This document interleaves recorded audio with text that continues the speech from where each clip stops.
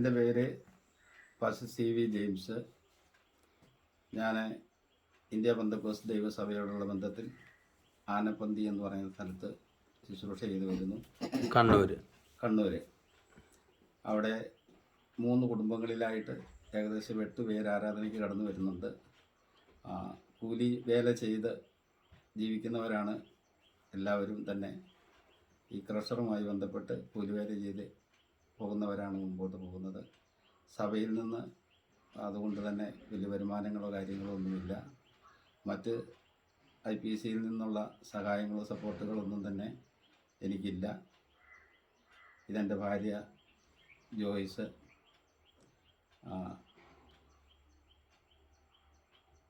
സഹോദരിക്ക് ബ്രസ്റ്റിലൊരു ക്യാൻസർ വന്നിരുന്നു 2 വർഷം മുമ്പ്.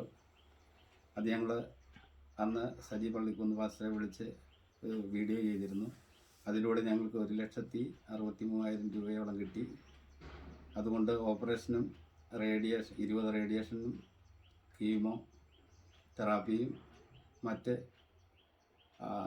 ചികിത്സകളൊക്കെ നടത്തി. എന്നാൽ ആ പൈസയൊന്നും മതിയായില്ല.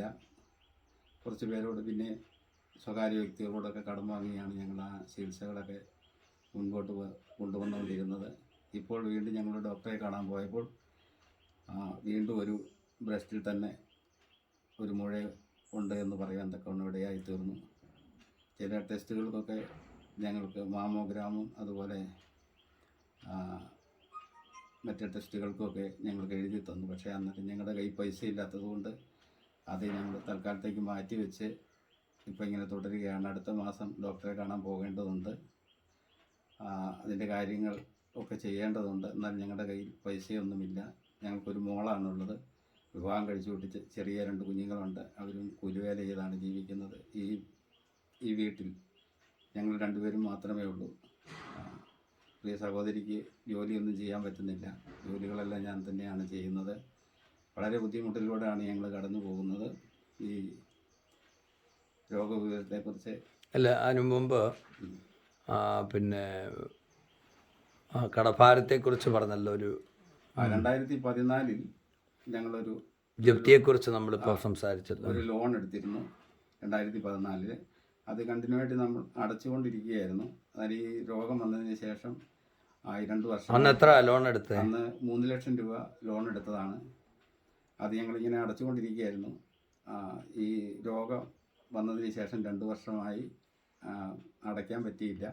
കഴിഞ്ഞ വർഷം ഇവിടെ അടുത്തുള്ള ഒരു സഹോദരിയോട് അല്പം പൈസ വായ്പ വാങ്ങിയിട്ടാണ് അന്ന് ജപ്തി നടപടികൾക്ക് പോകാതെ ഒരു 20,000 രൂപ എന്ന് അടച്ചു. അങ്ങനെയാണ് ഇതുവരെ നിന്നത്. ഇപ്പോൾ എത്ര രൂപ അടയ്ക്കാനുണ്ട്?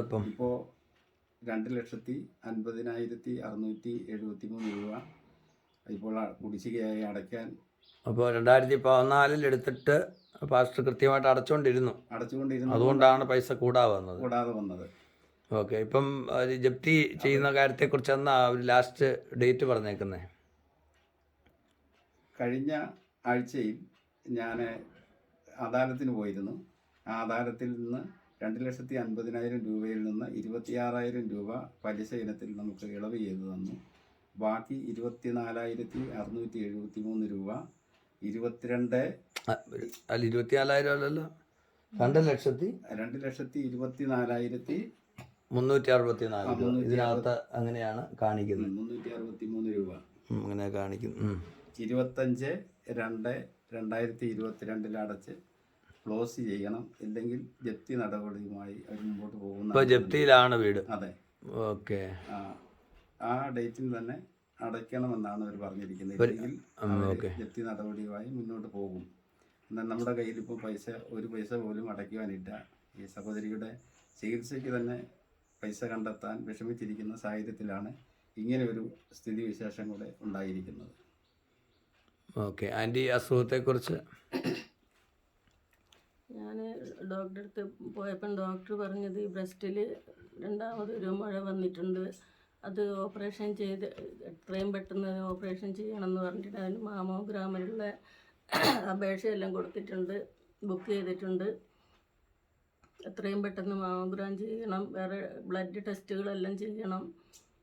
ആദ്യം ചെയ്തതുപോലെ തന്നെ കീമോതെറാപ്പിയും ഓപ്പറേഷനും റേഡിയേഷനും എല്ലാം വേണ്ടി വരുമെന്ന് പറഞ്ഞിട്ടുണ്ട്. കഴിഞ്ഞ പ്രാവശ്യം ഇഞ്ചക്ഷൻ പറഞ്ഞിട്ടുണ്ടായിരുന്നു. അത് ഞങ്ങൾ ഒരു ഇഞ്ചക്ഷന് 30,000 രൂപ പറഞ്ഞതുകൊണ്ട് 5 ഇഞ്ചക്ഷൻ പറഞ്ഞിരുന്നു. അത് അതിൽ നിന്ന് ഒഴിവാക്കിയിരുന്നു സാമ്പത്തികത്തിൻ്റെ ഇല്ലാത്തതിൻ്റെ കാരണത്താൽ. ഇപ്പോൾ ഇതെല്ലാം ചെയ്യേണ്ടി വരുമെന്നാണ് ഡോക്ടർ പറഞ്ഞിരിക്കുന്നത്. അതിന് ഏകദേശം 3 ലക്ഷം രൂപ കുറഞ്ഞത് വേണ്ടി വരുമെന്നാണ് ഈ ഡോക്ടർ ചികിത്സയ്ക്ക് വേണ്ടി പറഞ്ഞിരിക്കുന്നത്. മാത്രം. ചികിത്സയ്ക്ക് വേണ്ടി മാത്രം. അതിനോടനുബന്ധിച്ച് പല സാമ്പത്തിക ആവശ്യങ്ങളെല്ലാം ഉണ്ടാകും. കഴിഞ്ഞ ഓപ്പറേഷനോട് അത് അനുഭവത്തിൽ വന്നിട്ടുണ്ടല്ലോ. അപ്പോൾ അതൊന്നും 3 ലക്ഷമൊന്നും മതിയാകാത്ത സ്ഥിതിയും വരും. അന്ന് ആ ഇഞ്ചക്ഷൻ ഒഴിവാക്കിയത് കൊണ്ട് അതും കൂടിയും പറഞ്ഞിട്ടുണ്ടെങ്കിൽ അതിൻ്റെ പൈസയും കൂടിയും അന്ന് കണ്ടെത്തും. ഇഞ്ചക്ഷൻ ചെയ്യണമെന്ന് പറഞ്ഞിരുന്നല്ലേ? അന്ന് എത്ര രൂപയായിരുന്നു ഇഞ്ചക്ഷന് വേണ്ടുന്നത്? ഒരു ഇഞ്ചക്ഷന് 30,000 രൂപയാണ് അന്ന് പറഞ്ഞ്. 5 ഇഞ്ചക്ഷൻ പറഞ്ഞിട്ടുണ്ടായിരുന്നു. ചെയ്യാൻ പറ്റിയില്ല. പൈസ ഇല്ലാത്തതുകൊണ്ട് അത് ചെയ്യാൻ പറ്റിയിട്ടില്ല. ഓക്കെ. ഈ വീടിൻ്റെ കാര്യത്തിൽ ആൻറ്റി പറഞ്ഞല്ലോ, ഇതിനകത്ത് പൊടി അടിക്കുമ്പോൾ ഒത്തിരി പ്രശ്നങ്ങളാണെന്നൊക്കെ പറഞ്ഞല്ലോ. അപ്പം വീടിൻ്റേത് ഭിത്തി തേക്കുകയോ നിലം തേക്കുകയോ ഒന്നും ചെയ്തിട്ടില്ല. അതുപോലെ തന്നെ ജനൽ കട്ടിലുകളെല്ലാം ദ്രവിച്ചിരിക്കുന്ന അവസ്ഥയിലാണുള്ളത്. ജനലിന് ഷട്ടറുകളൊന്നുമില്ല. അതുകൊണ്ട് വലിയ കാറ്റെല്ലാം വരുമ്പോൾ എല്ലാം പൊടിയെല്ലാം അകത്തേക്ക് അടിക്കുകയും എന്ത് തന്നെ ആയാലും എനിക്ക് എപ്പോഴും അണുബാധയും ശ്വാസമുട്ടലും ഒക്കെയാണ്. അതുകൊണ്ട് ഇതിന് എന്തെങ്കിലും ഒരു സഹായം എല്ലാവരും ഉണ്ടാകണമെന്ന് അപേക്ഷിക്കുകയാണ്. അപ്പോൾ നമുക്കിപ്പോൾ സഹായം ആവശ്യമായിരിക്കുന്ന 1 ആൻറ്റിയുടെ ചികിത്സ, 2 ജപ്തി, 3 ഈ വീടിൻ്റെ പണിയുടെ കാര്യങ്ങൾക്ക്. Okay okay. ദൈവം അനുഗ്രഹിക്കട്ടെ. Praise the Lord. Praise the Lord.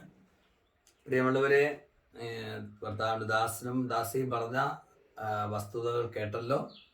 അപ്പോൾ പെട്ടെന്ന് അവർക്ക് ചികിത്സ ആവശ്യമാണ്. അപ്പോൾ തന്നെ അവർ തെരുവിലേക്ക് ഇറങ്ങേണ്ട ഒരു സ്ഥിതിയാണ്.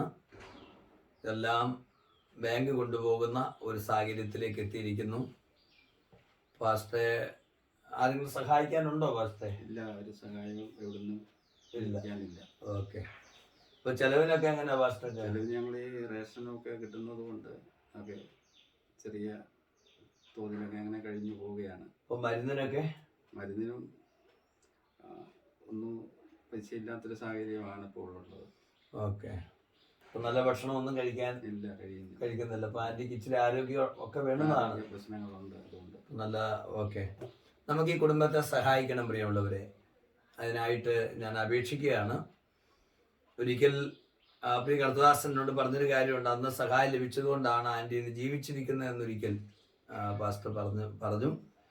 അപ്പോൾ അന്ന് നമുക്ക് ചെറിയ ഹെൽപ്പ് മാത്രമേ അന്ന് ചെയ്യാനായിട്ട് കഴിഞ്ഞുള്ളൂ.